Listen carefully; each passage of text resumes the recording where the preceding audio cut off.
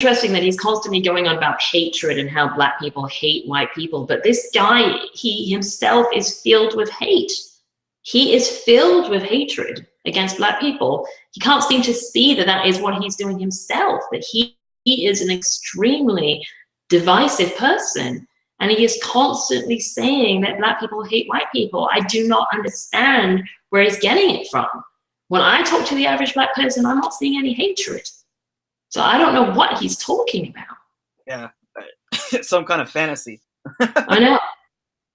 So you also said he talked about saying slavery was good. Let me see if I can play that clip too. Right. Try that up.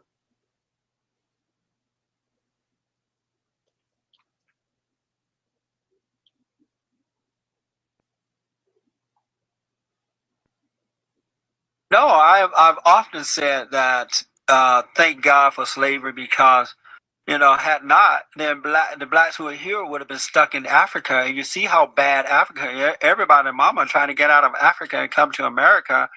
And so God has a way of looking out for folks, and he made it possible by way of slavery.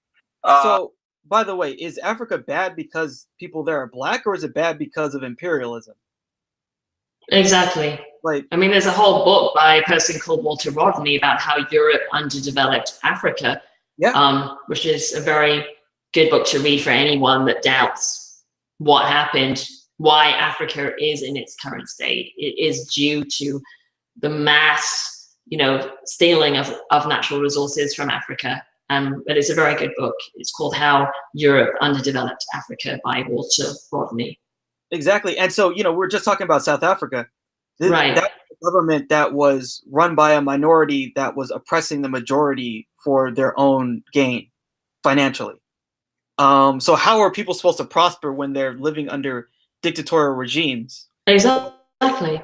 Or they're living under regimes that are propped up by Western governments so that they can get minerals sold to them at the cheap. Exactly. I mean, everything Jesse Lee Peterson says is just like, is what the typical racist does, is basically to completely ignore the bigger picture and look at everything in very simplistic black and white terms that maybe a 5-year-old would understand.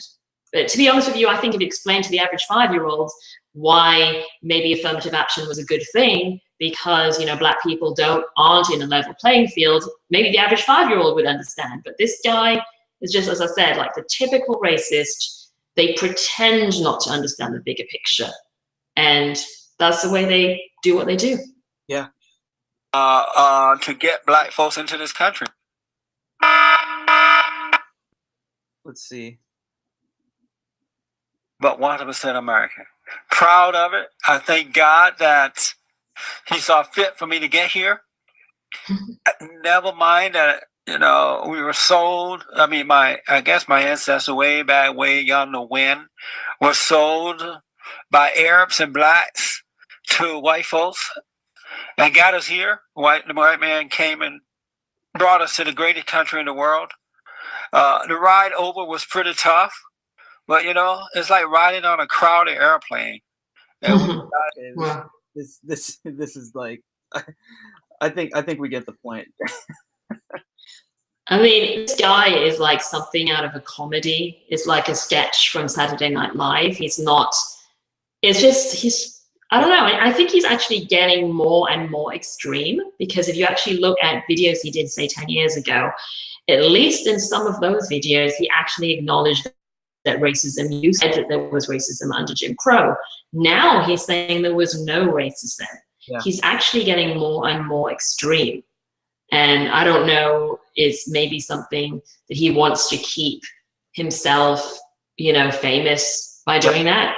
I don't know if I feel like eventually it's probably going to backfire on him, because I think people are eventually going to get bored, because the stuff he says is so off the wall that I think it's actually going to backfire. I don't know if it's. Yeah, he's like being purposely inflammatory. Exactly. I mean, I just don't see how. I don't know if he even believes some of the more outrageous things he's saying. I mean, because he did definitely say in a past video a few years ago that there was racism under Jim Crow. He's now saying that there was no racism met before. And yeah, and one of the other reasons why the white supremacists like him is because he, as you said before, he says things that they don't feel able to say because they, you know, in this day and age, most white supremacists do not want to be considered racist. Not many of them have the guts to actually say I'm a racist. And so Jesse Lee Peterson is saying things that are worse than they would say publicly. And so they like that. And they also like the fact that, hey, here's a Black person that they can actually like a bit. They sort of like, they resonate with him emotionally, and they like him. They can say, oh, that's a Black person I like. And so I'm not racist. And so he's useful on those two different levels. One, he appears to be more racist than them, and he's Black. And two, he's a Black person they can like. So that's one of the appeals that he has to white supremacists. Yeah. So let me see if I can play this clip where he talks about Michael Brown. Right. So let me fire that up.